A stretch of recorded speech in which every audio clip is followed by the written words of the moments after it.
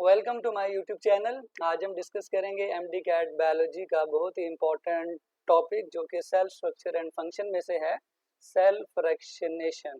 Cell का आप लोगों को मालूम है कि सेल के अंदर बहुत सारे ऑर्गेनेलीज होते हैं।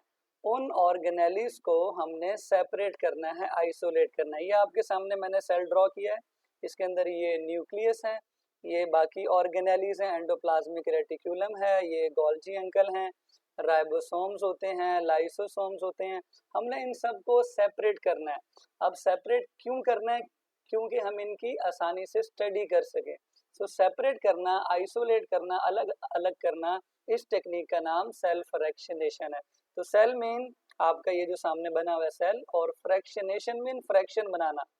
फ्रैक्शन मीन पार्ट्स बनाना, यानी सेल के पार्ट्स को अलग अलग हिस्सों में डिवाइड करना ताकि हम स्टडी कर सकें। सो इसकी जो सिंपल जो जो जो डेफिनेशन बनेगी that is it is use to isolate the cellular structures, के सेल के अंदर जो स्ट्रक्चर्स मौजूद होते हैं उनको आइसोलेट करने वाली जो टेक्निक है उसका नाम सेल फ्रैक्शनेशन है। इसके अब हम स्टेप्स को डिस्कस करते हैं। इसके दो मेन स्टेप्स हैं। पहले स्टेप के अंदर हम होमोजेनाइजेशन करते हैं। होमोजेनाइजेशन का मतलब है कि हम सेल्स लेके उनको ब्रेक डाउन करते हैं, उनकी प्लाज्मा मेम्ब्रेन को तोड़ते हैं। ये हम अब डायग्राम के जरिए जो है वो समझने की कोशिश करते हैं। और सेकंड जो स्टेप होता है वो स्पिनिंग होता है। हम उस मटेरियल को फिर स्पिन करते हैं, स्पिन बाय सेंट्रीफ्यूगेशन। अब ये कैसे किया जाएगा वो हम एक डायग्राम के जरिए समझने की कोशिश करते हैं। ये हो गया जी स्पिन बाय सेंट्रीफ्यूगेशन। ये हमारे पास इसकी टोटल डायग्राम है। इसमें ये पहला स्टेप है होमोजेनाइजेशन। आपने क्या लिया? आपने टिश्यू के सेल्स लिए। ये देखें, ये सारे सेल्स हैं जो अपनी असल हालत में हैं। सो हमने इनको ब्रेक डाउन करना है, इनको हमने तोड़ना है। तोड़ने के लिए हम सिंपल इसको होमोजेनाइजेशन करते हैं। इस काम के लिए एक होमोजेनाइजर होता है, बिल्कुल वैसे ही जैसे हमारे घर में एक ब्लेंडर होता है, एक वो शेकर होता है जो कि सारी चीज़ों को पीस देता है। सो हम इसको, इस पूरे सेल्स का जो मटेरियल है इसको होमोजेनाइज करेंगे, ब्लेंड कर देंगे। इसका एक और नाम आप ये भी कह सकते हैं कि ये ब्लेंडिंग है। सो ब्लेंडर के जरिए हम ये काम करेंगे। और अब देखें, जब हमने होमोजेनाइज कर दिया तो ये सारे सेल्स टूटे हुए हैं। ये इनका सारा क्या है जी? ये इनका मटेरियल है जो सेल मेम्ब्रेन के ब्रेक डाउन होने के बाद स्कैटर्ड हो गया। ये जो मेम्ब्रेन थी ना, ये वाली, ये देखें यहाँ पे, ये सेल मेम्ब्रेन टूट चुकी है। सो टूटने के बाद सारा जो मटेरियल है, अंदर वाले सारे ऑर्गेनेलीज, वो साइटोप्लाज्म में स्कैटर्ड हो गए हैं। सो इस मटेरियल को होमोजेनेट का नाम देते हैं। ठीक है। अब सेकंड स्टेप मैंने आपको कहा था कि स्पिन करना। ये देखें, ये है जी सेकंड स्टेप, स्पिन करना। स्पिन करने के लिए हम सेंट्रीफ्यूगेशन करते हैं। इसके लिए सेंट्रीफ्यूज मशीन यूज होती है और दो टाइप्स की सेंट्रीफ्यूगेशन हम कर सकते हैं।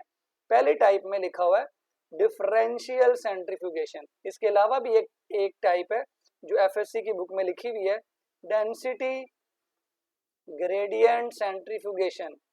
मैं दोनों का डिफरेंस आपको बताऊंगा कि दोनों कैसे की जाती हैं। सबसे पहले तो जो यहाँ पर मेंशन है डिफरेंशियल सेंट्रीफ्यूगेशन, इसको स्टडी करते हैं। ठीक है। अभी हमारे पास जो मटेरियल मौजूद है वो इस फॉर्म में है, होमोजेनेट की फॉर्म में है। समझ शरीफ में आया भाई?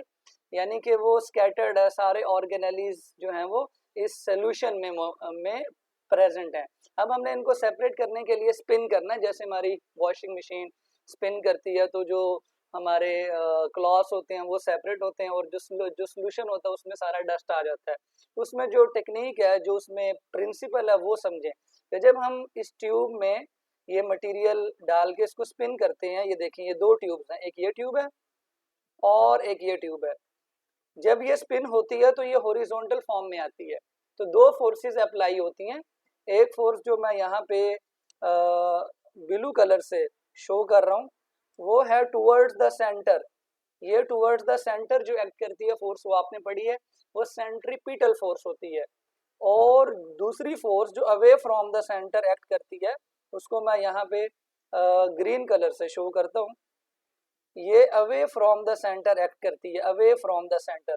तो जो toward the centre actually act कर रही है, वो जो हमारी मशीन है उसमें टुवर्ड द सेंटर, वो एक्चुअली ट्यूब का टॉप है, ये देखें जरा, ट्यूब का टॉप है, और जो अवे फ्रॉम द सेंटर है वो एक्चुअली ट्यूब का बॉटम है।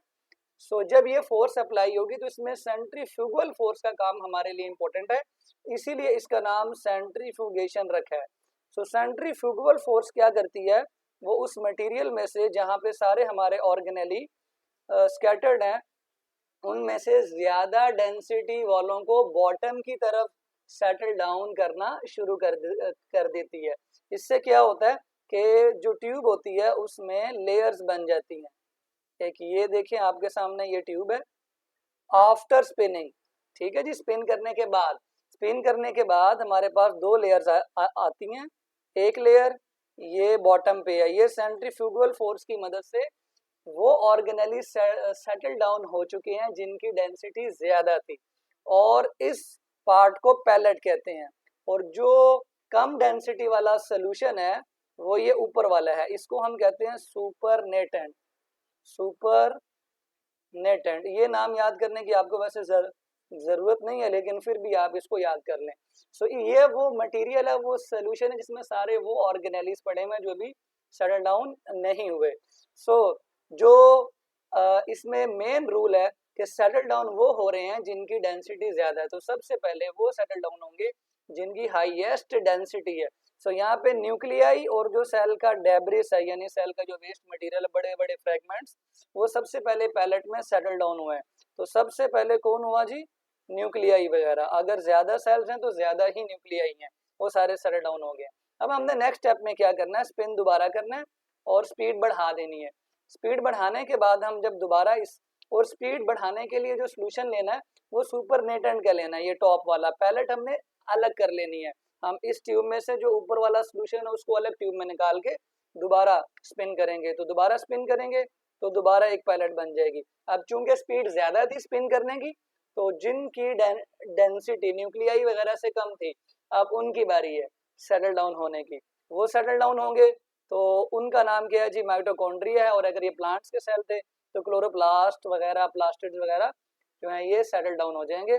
तो न्यूक्लियाई के बाद माइटोकॉन्ड्रिया की बारी होती है, माइटोकॉन्ड्रिया और क्लोरोप्लास्ट वगैरह की बारी होती है, क्लोरोप्लास्ट वगैरह। इसके बाद जो हम दोबारा स्पिन करते हैं वो फिर से हमने सुपर नेटेंट को स्पिन करना है, बॉटम को नहीं करना है, क्योंकि वो सेपरेट कर लिया हमने एक और ट्यूब के अंदर। हम सुपर नेटेंट जो टॉप वाला सोल्यूशन है जिसमें अभी मजीद हमारे ऑर्गेनेलीज पड़े हुए हैं जो अभी सेटल डाउन जो है वो नहीं हुए, उनको मजीद हम स्पिन करेंगे और इस बार मजीद स्पीड बढ़ा देंगे। अब जो चीजें सेटल डाउन होंगी वो माइक्रोसोम्स हैं, यानी प्लाज्मा मेम्ब्रेन के जो पीसीस टूटे हैं, क्योंकि हमने सबसे पहले जो होमोजेनाइज किया था ना ब्लेंडर, ये देखें, ये ब्लेंडर ने क्या किया था, प्लाज्मा मेम्ब्रेन्स तोड़ दी थी। तो उसके टूटे हुए जो फ्रेगमेंट्स हैं और जो गोल्जी बॉडीज हैं, मेम्ब्रेन्स हैं, एंडोप्लाज्मिक रेटिकुलम की मेम्ब्रेन्स हैं, वो सारी यहाँ पर आ जाएंगी। सो माइक्रोसोम्स हैं, माइक्रोसोम्स हैं, एंडोप्लाज्मिक रेटिकुलम है और गोल्जी है। और क्या है जी, गोल्जी, यानी वो जो मेम्ब्रेनस पार्ट है वो सारा यहाँ पे सेटल डाउन होगा। और लास्ट पे अभी भी मजीद कुछ ऑर्गेनेलीज बाकी है जिनकी डेंसिटी बहुत ही कम थी, उनको इस सुपर नेटेड में से दोबारा से हमने क्या करना है, सेपरेट करना है, सेटल डाउन करवाना है और अब सबसे ज्यादा स्पीड कर देनी है। और इस बहुत ही हाई स्पीड वाली स्पिनिंग टेक्निक को अल्ट्रा सेंट्रीफ्यूगेशन कहते हैं, या मैं तो इसको कहता हूँ ultra pro max, ultra centrifugation. तो इसमें आपके सबसे कम डेंसिटी वाले जो ऑर्गेनेलीज हैं, यानी राइबोसोम्स हैं, इसके अलावा जो प्रोटीन्स वगैरह होती हैं, एक्चुअली राइबोसोम भी प्रोटीन और आरएनए का ही बना होता है। सो ये एंड पर सेटल डाउन होती हैं। सो एंड पर कौन सेटल डाउन होता है, जिसकी डेंसिटी सबसे कम हो।